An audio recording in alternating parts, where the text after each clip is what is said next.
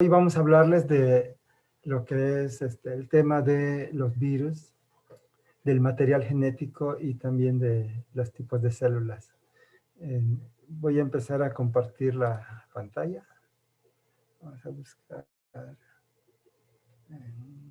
Un momento, permíteme.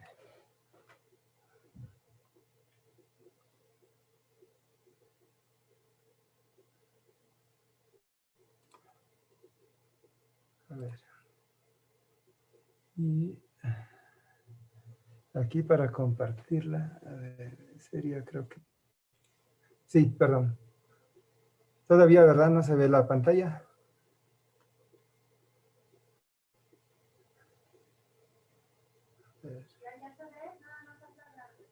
Ah, ok.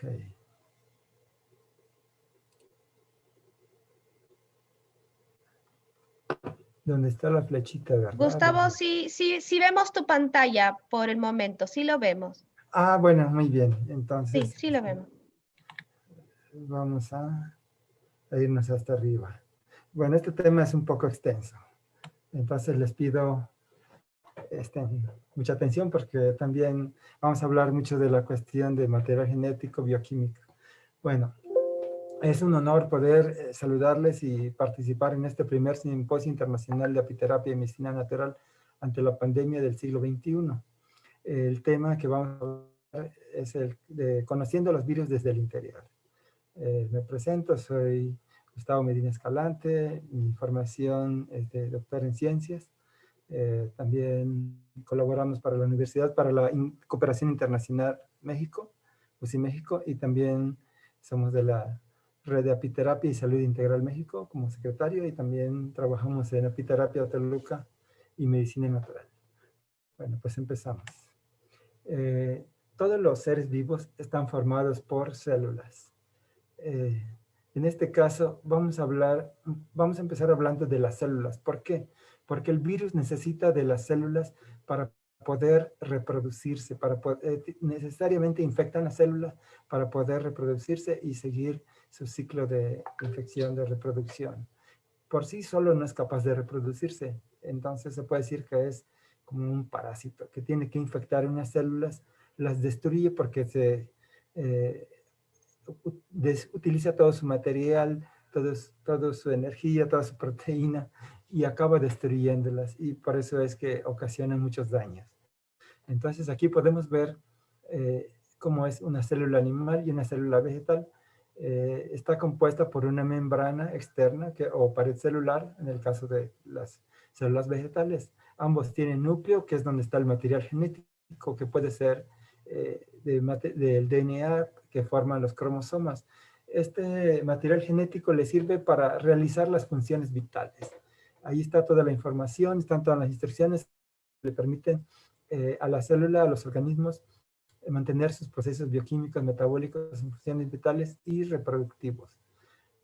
También ahí están los ribosomas, que son que procesan las proteínas que utilizamos. Están las mitocondrias, donde se genera la energía a través de metabolismo de los alimentos, de los compuestos energéticos, liberando energía a través de difosfato y trifosfato de adenosina, que son enlaces con mucha energía y que nos sirven para realizar procesos, para darnos energía a través de la combustión de los alimentos. Utilizamos el oxígeno, liberamos agua en forma de vapor y liberamos también la energía y también dióxido de carbono.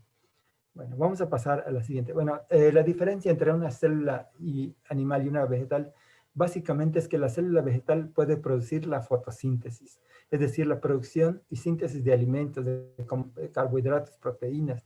Todo animal, incluyendo el ser humano, pues requiere de estos organismos autótrofos que producen energía. Dependemos de ellos para poder vivir, para alimentarnos y poder vivir. Y también dependemos del oxígeno que producen. Entonces, hay un ciclo. Vamos a pasar a la siguiente. Ay, perdón. Bueno, aquí podemos ver un poco más cómo está la estructura de una célula. Podemos ver ahí las mitocondrias.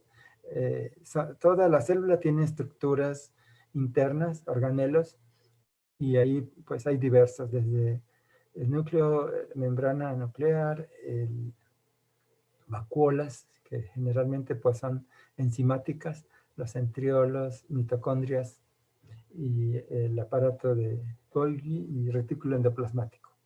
Vamos a pasar al siguiente. Bueno, aquí hablamos de células eucariotas y procariotas. Las células eucariotas son características de los seres vivos superiores, desde plantas, desde todos los animales, virus, bacterias, perdón, y de ahí tenemos también las procariotas, que principalmente los representantes son las bacterias y animales unicelulares. Generalmente ahí pues el núcleo está en forma de un filamento, no está condensado en un núcleo como en las células eucariotas. Esa es la principal diferencia. Las bacterias pues también pueden infectarnos. Pero también sucede algo, así como las bacterias nos infectan, también hay virus que infectan también a bacterias, a plantas, a hongos. Entonces, pues también ellas se pueden infectar. Hay virus que infectan cierto tipo de bacterias, que mencionaremos más adelante. Bueno, hablando del ADN, el ADN es el material genético, como dijimos, que nos permite, que está todo el código de secuencia de instrucciones que nos permiten vivir de las funciones metabólicas en la célula y también para la reproducción, para nuestra reproducción. El objetivo de todo ser vivo es crecer, vivir, alimentarse y reproducirse. Entonces, aquí está todo lo que permite todas estas funciones vitales del ADN, el cual está formado es una hélice formada de bases y de bases nitrogenadas y también de azúcares. En este caso tenemos la adenina, timina, citosina y guanina como bases nitrogenadas unidas por puentes de hidrógeno. Pueden ser dobles o triples puentes de hidrógeno. El hidrógeno sabemos que tiene un electrón en su capa externa y por lo tanto puede aceptar un electrón para neutralizar su enlace, su órbita externa con dos electrones. Entonces eso le da que puede aceptar un electrón y hacer puentes de hidrógeno bioquímicos y así tener una estabilidad en las moléculas. Pasamos al siguiente. Bueno, la estructura del ADN y el ARN son parecidas. Sin embargo, hay diferencias entre unos tipos de bases y azúcares que la componen. El DNA es una espiral doble y el RNA generalmente es una espiral simple. El ADN dentro de la célula se separa y da origen, se le pegan ahí unos azúcares y bases y forman el ARN. Este ARN es el que se va a los ribosomas para sintetizar proteínas. De acuerdo a la secuencia de bases, nos va a dar qué aminoácidos se van a ir formando. Entonces, estos aminoácidos de la secuencia también va a formar determinadas proteínas y determinadas instrucciones para la célula. Bueno, vamos a hablar un poquito aquí en cuestión de qué es el ADN y el ARN. Se escucha mucho y también esto es importante para poder entender por qué un virus nos puede afectar. En primer lugar, hay que saber que hay que entender que el virus no es un ser vivo. No tiene la capacidad de alimentarse por sí mismo, de respirar, de metabolizar. Solamente son moléculas que forman estructuras y tienen adentro el material genético que puede infectar células, pero para ello tiene que haber mecanismos para poder entrar a la célula, poder liberar la capa de proteínas que protege la célula y de ahí liberar el material genético al interior. Y de ahí tiene que haber unas enzimas también que lo van a guiar a los ribosomas de la célula infectada. Bueno, el ADN y el ARN son ácidos nucleicos, macromoléculas cuya función es preservar y transmitir la información genética para las funciones vitales y que le dan las características a cada ser vivo. Cada ser vivo tiene diferente estructura, composición de su material genético, como hemos mencionado, y eso nos va a diferenciar tanto como individuos y también como familias de organismos. El ADN es bueno, aquí otra vez repetimos, son secuencia de instrucciones para la vida. En las células eucariotas, como dijimos, el ADN se encuentra en el núcleo de las células y forman cromosomas. En el caso de los seres humanos tenemos 23 pares de cromosomas. El ácido ribonucleico o ARN o RNA en inglés, como se escribe, tiene la función de guardar, transportar y transmitir toda la información entregada por el ADN para así sintetizar las proteínas vitales. Es una macromolécula que en conjunto con el ADN tiene la función de transmitir los genes y la síntesis de proteínas. Vamos a pasar a la siguiente. El ADN, como dijimos, se encuentra en el núcleo de las células. El ARN se diferencia del ADN por sus funciones. Puede ser ARN mensajero, ARN de transferencia y ARN ribosómico. El ARN mensajero tiene la función de recoger la información del ADN y llevarlo hasta los ribosomas. En el ribosoma, el ARN de transferencia se juntará con el ARN o ácido ribonucleico ribosómico para sintetizar las proteínas, según la instrucción, según la secuencia de las bases de los azúcares. Desde hace muchísimos años ha habido indicios de enfermedades virales. En momias se ha encontrado secuelas debido a enfermedad como de la polio en sus grabados o en las momias en cuestión de la viruela por las cicatrices que conforman. Y esto ya tiene muchísimos años, ha llamado la atención porque ha afectado la salud y pues hay registros. Por ejemplo, hay virus que se han clasificado de acuerdo a cómo infectan. Hay virus respiratorios, virus entéricos que afectan los intestinos, el sistema gastrointestinal, o neurotrópicos que afectan el sistema nervioso. Ahora, se ha podido tener una taxonomía de los virus. Hay orden de virus, por ejemplo, de la familia Viridae, subfamilia Virine, género virus y especie. Hasta especie, porque pues como tiene una secuencia, ya cada virus se puede diferenciar. Hay 30.000 tipos de virus agrupados en 3.600 especies, formando 164 géneros y 71 familias. La característica de los virus es que son parásitos intracelulares obligados. Por eso, como decía, necesitan de un huésped al cual infectan. No presentan sistemas enzimáticos propios, como dijimos, productores de energía, no pueden metabolizar, necesarios para la síntesis de ácidos nucleicos, proteínas ribosomas. Por eso tienen que infectar células, ponerlas a trabajar para producir sus estructuras. No son capaces de replicarse por sí solos. Requieren de células, animales, vegetales o bacterias para cumplir su ciclo replicativo y así seguir infectando. La replicación viral es dependiente de las actividades metabólicas de las células huésped.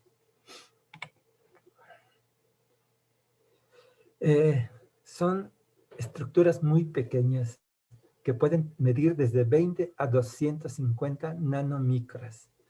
Entonces son muy pequeñitas. Para poder observar algunas se requiere de un microscopio electrónico de barrido muy modernos que nos van a poder fotografiar estas estructuras. Hay diversos tipos de virus.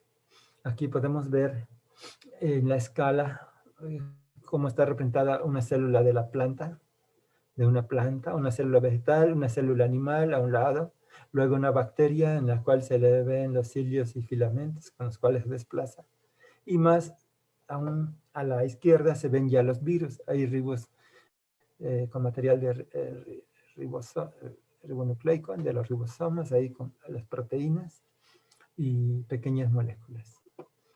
Entonces son más que microscópicas, mucho más pequeñas que las bacterias.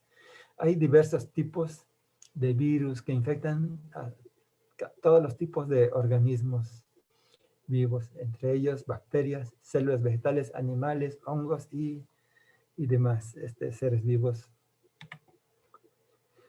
Ahora, como característica de los virus es el mecanismo de replicación que es especial. La replicación viral se diferencia del proceso de división celular usado por células procariotas y eucariotas, porque no se dividen ni aumentan de tamaño. La partícula viral se desintegra y se sintetiza de nuevo, pero sintetiza cada vez más virus. Por eso es que es muy infeccioso. Cada uno de sus, se sintetizan de nuevo cada uno de sus componentes para luego ensamblarse dentro de la célula huésped. Pero ¿qué pasa? En la célula huésped, hasta que agoten todo el recurso y explote, pues dejan ya de estar infectando. Entonces, eso es el daño que ocasionan, que van a destruir la célula. Son parásitos intracelulares obligados. Existen diversos tipos para todos los organismos. Como hemos dicho, es de 20 a 250 nanómetros y tienen un mecanismo especial de replicación. De acuerdo a Luria y Darnell, en 1967 dijo que los virus son entidades cuyo genoma se replica dentro de células vivas utilizando su maquinaria de síntesis. Esto determina la formación de elementos especializados, partículas virales, que se ensamblan y permiten la transferencia del genoma viral a otras células.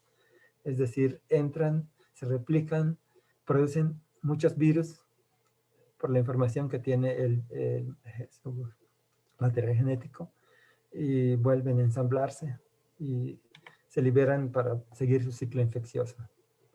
La estructura del virus es simple, a pesar de que existe cierta diversidad que es usada para la clasificación de estos organismos. Tienen ácido nucleico, que puede ser ADN o ARN. En el caso del coronavirus, es el que tiene ARN. La cápside es una cubierta proteica que rodea el ácido nucleico, formado por numerosas copias de una proteína. La cápside es la cubierta, la coraza, y está formada de proteínas con los capsómeros. La nucleocápside es la cápside más el genoma, es decir, todo el virus, porque es el complemento. La función de la cápside es proteger el material nucleico hasta que entre al interior y ordene a la célula la replicación. La envoltura solo la presentan los virus envueltos. Está constituida por lipoproteínas de origen celular en las que se insertan glicoproteínas. En el caso del coronavirus es similar a tiene una envoltura de lipoproteínas y tiene unos picos que son espículas de glicoproteínas, que es por el cual se puede fijar a la célula. Algo interesante es que algo tan simple como el jabón puede destruir estas lipoproteínas y hacer que el virus no nos infecte. Por eso es importante el lavado de manos, la desinfección con líquidos especiales como el cloro o el alcohol o los geles que hacen que este virus sea destruido. A la vez que es antibacteriano, pero también destruye los virus. Entonces, es un término que muchos han debatido, pero si es antibacteriano, no va a destruir el virus, pues lo destruye porque porque degrada la lipoproteína del virus y ya no es infeccioso. Bueno, tenemos virus con ADN, que puede ser una cadena simple o doble cadena, o una cadena circular o doble cadena, como vemos ahí en la gráfica. Ahora también tenemos los virus con ARN, una cadena simple, doble cadena o doble cadena segmentada. Funciones de la cápside. Como dijimos, es la protección del ácido nucleico, el material genético del virus, de la desecación y de las enzimas tisulares. Presentan estructuras que permiten la unión del virus a los receptores de la membrana de la célula que infectarán.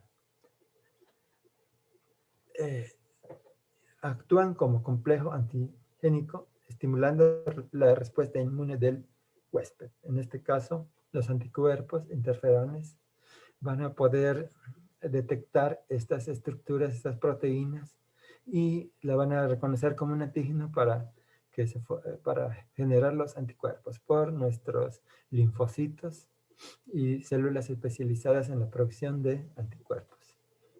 Tenemos virus helicoidales, virus poliédricos o virus complejos, como los bacteriófagos T2, T4 que infectan a las bacterias E. coli.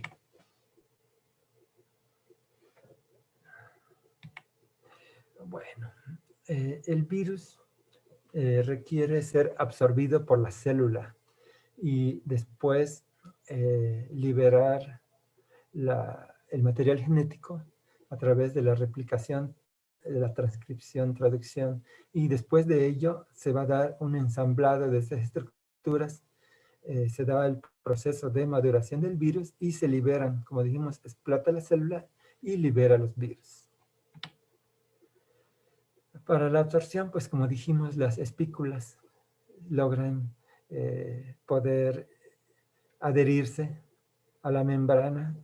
La célula no lo reconoce como externo y de esa manera el virus logra burlar a la célula y al sistema inmunológico y empieza su infección, su proceso infeccioso.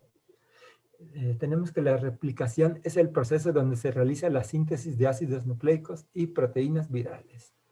Puede producirse en el núcleo o el citoplasma de la célula, dependiendo del ácido nucleico que posean.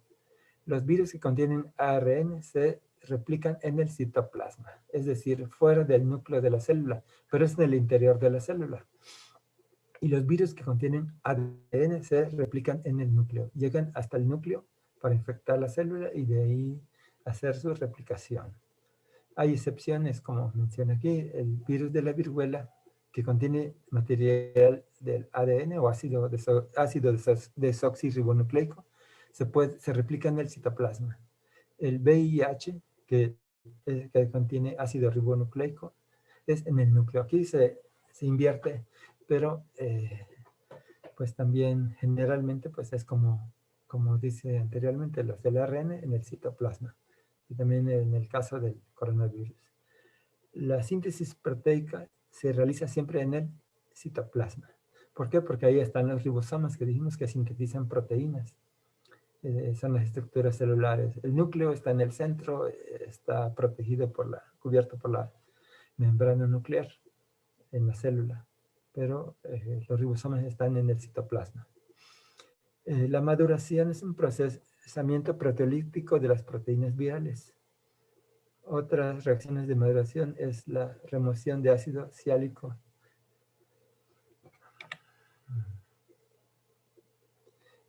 Ciclo replicativo del virus de la poliomielitis. Aquí podemos ver un esquema. En este caso es el virus de la influenza, que es muy parecido al coronavirus, es de la misma familia. Su estructura es muy similar, el proceso de infección, replicación es muy parecido. Entra el virus a la célula y ya en el interior libera el ARN que va a los ribosomas, sintetiza diversas proteínas. Después viene la maduración, el ensamblado y vuelve a salir los nuevos virus que se replicaron dentro de la célula y continúa el proceso infeccioso. Bueno, aquí vemos el adenovirus. Vamos a pasar al siguiente. Vamos a ver cómo es la imagen del coronavirus. Como dijimos, tiene proteínas de la cápside. Aquí vemos la cápside. Vemos esas estructuras que le salen como una corona, que le da el nombre de coronavirus. Son las espículas, son formadas por las glicoproteínas. Tiene proteína tipo E, tipo M, y tiene la membrana lipídica. Entonces, tiene lípidos. Ese lípido, como dijimos, los lípidos o grasa, es el que el jabón puede destruir y así el material genético se degrada. y ya no permite su infección. El virus puede vivir pocas horas en las superficies. Generalmente el contacto se da por las partículas de gotas que al toser liberan las personas. Por eso es importante el uso del cubrebocas, mantener la distancia social, evitar ir en multitudes porque estamos más expuestos a un proceso infeccioso del virus. Lamentablemente, pues esto también provoca mucho estrés, mucha ansiedad, que también es otra causa de enfermedad en las personas. Bueno, aquí podemos ver cómo es, haciendo un corte, cómo está la estructura. La membrana, como dijimos, formada por los lípidos en color amarillo, esa estructura redonda. Vemos que adentro está el material genético compuesto por material de ácido ribonucleico. También vemos ahí la proteína S que forma las espículas, o que son de glicoproteínas, que son azúcares como la glucosa, ¿no? Entonces, proteínas dulces, podemos decir. Están las proteínas de membrana o la proteína M. Bueno, pues ahí está la estructura interna de un virus, como la cápside es la que protege el material nucleico, entonces, pero también la cápside le sirve para poder unirse a la célula y penetrar el interior. Bueno, aquí hablamos por punto final, los desinfectantes son nuestra primera barrera de protección contra los patógenos. Por eso las autoridades nos recomiendan lavarnos frecuentemente las manos. El SARS-CoV-2, que es el nombre del virus, la enfermedad es el COVID-19, que es el responsable de la enfermedad de COVID-19. Tiene, como muchos otros, una capa de lípidos que lo cubre y protege. El jabón más modesto puede eliminar esta capa que cubre el virus. También los geles.